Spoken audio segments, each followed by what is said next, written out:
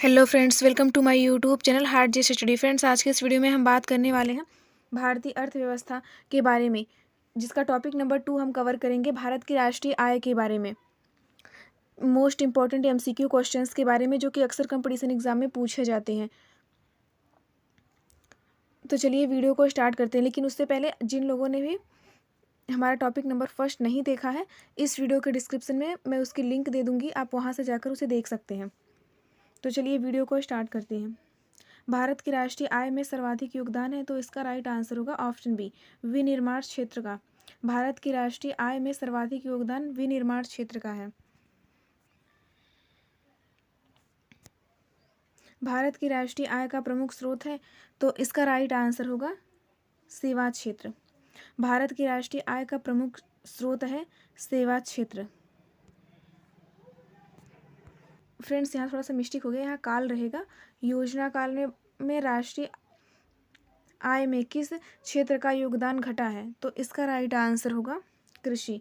योजना काल में राष्ट्रीय आय में किस क्षेत्र का योगदान घटा है, तो वो होगा कृषि। वर्तमान में भारत की राष्ट्रीय आय में किस क्षेत्र का सर्वाधिक योगदान है, तो इसका राइट आंसर होगा सेवाएं। वर्तमान में भारत की राष्ट्रीय आय में सेवाएं का बहुत बड़ा योगदान है। जैसे जैसे अर्थव्यवस्था विकसित होती है, राष्ट्रीय आय में तृतीयक क्षेत्र का अंश, तो इसका राइट आंसर होगा बढ़ता जाता है। जैसे जैसे अर्थव्यवस्था विकसित होती है, वैसे ही राष्ट्रीय आय में तृतीयक क्षेत्र का अंश बढ़ता जाता है। नियोजन के प्रारंभ में 1950 से 51 भारत के सकल घरेलू उत्पाद जीडीपी में प्राथमिक क्षेत्र, द्वितीयक क्षेत्र तथा तृतीयक क्षेत्र का योगदान 1993 से 94 की कीमतों पर क्रमशः 55.11, 13.34 तथा 29.55% था, जो 2014 से 15 के दौरान परिवर्तित होकर क्रमशः हो गया। तो इसका राइट आंसर होगा 17.5%, 31.8% और 50.7%। देश में राष्ट्रीय न्यायाधीश एनएसएस की स्थापना कब हुई, तो इसका राइट आंसर होगा 1950। देश में राष्ट्रीय न्यायाधीश एनएसएस की स्थापना 1950 ईस्वी में हुई। केंद्रीय सांख्यिकी संगठन सीएसओ की स्थापना कब हुई, तो इसका राइट आंसर होगा 1951 में। सीएसओ की स्थापना 1951 में हुई। राष्ट्रीय आय है, तो इसका राइट आंसर होगा उत्पादन लागत पर निवल राष्ट्रीय उत्पाद। उत्पादन लागत पर निवल राष्ट्रीय उत्पाद राष्ट्रीय आय है। भारत की राष्ट्रीय आय अनुमानित होती है, तो इसका राइट आंसर होगा केंद्रीय सांख्यिकी संगठन द्वारा। भारत की राष्ट्रीय आय केंद्रीय सांख्यिकी संगठन द्वारा अनुमानित होती है। निम्न में से किस राज्य की प्रति व्यक्ति आय सबसे अधिक है, तो इसका राइट आंसर होगा गोवा। गोवा में प्रति व्यक्ति आय सबसे अधिक है। भारत में चालू मूल्यों पर प्रति व्यक्ति न्यूनतम आय वाला राज्य है, तो इसका राइट आंसर होगा बिहार। भारत में चालू मूल्यों पर प्रति व्यक्ति न्यूनतम आय वाला राज्य बिहार है। 1867 से 68 में भारत में प्रति व्यक्ति आय 20 रुपये थी। वह सर्वप्रथम अभिनिश्चित किया दादा भाई नौरोजी ने।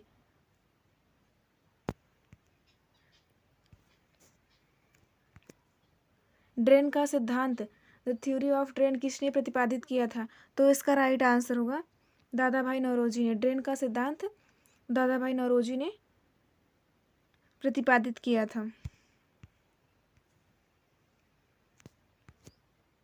भारत में राष्ट्रीय आय की गणना में किस विधि का प्रयोग किया जाता है, तो इसका राइट आंसर होगा उपर्युक्त दोनों, यानी कि उत्पत्ति गणना विधि और आय विधि, यह दोनों ही राष्ट्रीय आय की गणना में प्रयोग किया जाता है। हिंदू वृद्धि दर किससे संबंधित है, तो इसका राइट आंसर होगा राष्ट्रीय आय से। हिंदू वृद्धि दर राष्ट्रीय आय से संबंधित है।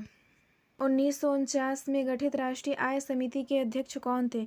तो इसका राइट आंसर होगा पीसी महालनोबिश। स्वतंत्रता पूर्व भारत की राष्ट्रीय आय के संबंध में किसने अनुमान लगाए थे? तो इसका राइट आंसर होगा नौरोजी एवं सिराज ने। नौरोजी व सिराज ने स्वतंत्रता पूर्व भारत की राष्ट्रीय आय के संबंध में अनुमान लगाया। स्वतंत्रता के पश्चात देश की राष्ट्रीय आय का अनुमान लगाने के लिए भारत ने राष्ट्रीय आय समिति की स्थापना कब की थी?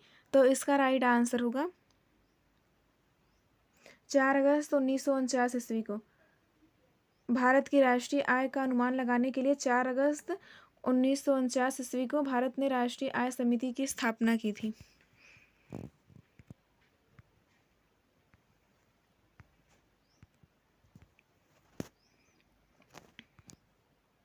स्वतंत्रता के बाद की समयावधि के लिए राष्ट्रीय आय अनुमानों को किस देश के अंतर्गत रखा गया था? तो इसका राइट आंसर होगा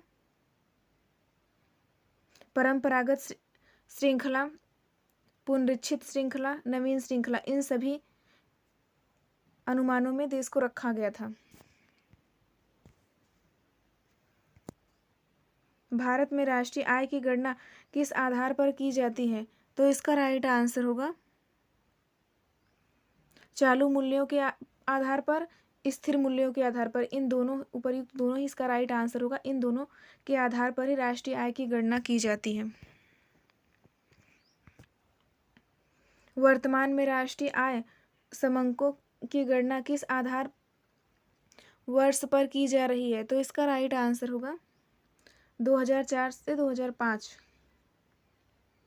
वर्तमान में राष्ट्रीय आय समंकों की गणना इसी आधार पर की जा रही है। भारत में राष्ट्रीय आय की सही संगणना में आने वाली एक कठिनाई है, तो इसका राइट आंसर होगा अमौद्रिक क्षेत्र का अस्तित्व। भारत में राष्ट्रीय आय की सही संगणना में आने वाली कठिनाई अमौद्रिक क्षेत्र का अस्तित्व है। भारत में राष्ट्रीय आय की सही संगणना में कौन सी समस्या सामने नहीं आती है? तो इसका राइट आंसर होगा पर्याप्त एवं सही सांख्यिकी विधियों की कमी।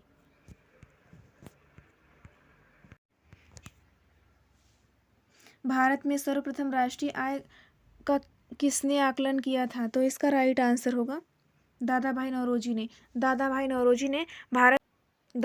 नौरोजी ने अपने धन का पलायन सिद्धांत का किस पुस्तक में वर्णन किया है? तो इसका राइट आंसर होगा poverty and un British rule in India.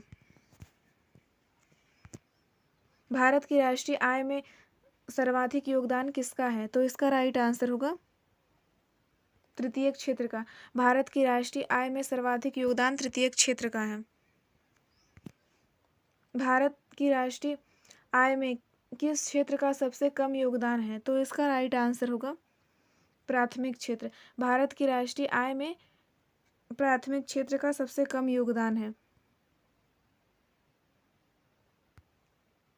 Bharat में राष्ट्रीय आय की गणना निम्नलिखित में से किसके द्वारा की जाती है? तो इसका राइट आंसर होगा केंद्रीय सांख्यिकी संगठन। भारत में राष्ट्रीय आय की गणना केंद्रीय सांख्यिकी संगठन द्वारा की जाती है। किसी देश की आर्थिक वृद्धि की सर्वाधिक उपयुक्त माप है? तो इसका राइट आंसर होगा सकल घरेलू उत्पाद। किसी देश की आर्थिक वृद्धि की सर्वाधिक उपयुक्त माप है सकल घरेलू उत्पाद, यानी कि जीडीपी। फ्रेंड्स, अगर आपको वीडियो पसंद आए तो प्लीज़ वीडियो को लाइक और चैनल को सब्सक्राइब करना ना भूलें। धन्यवाद।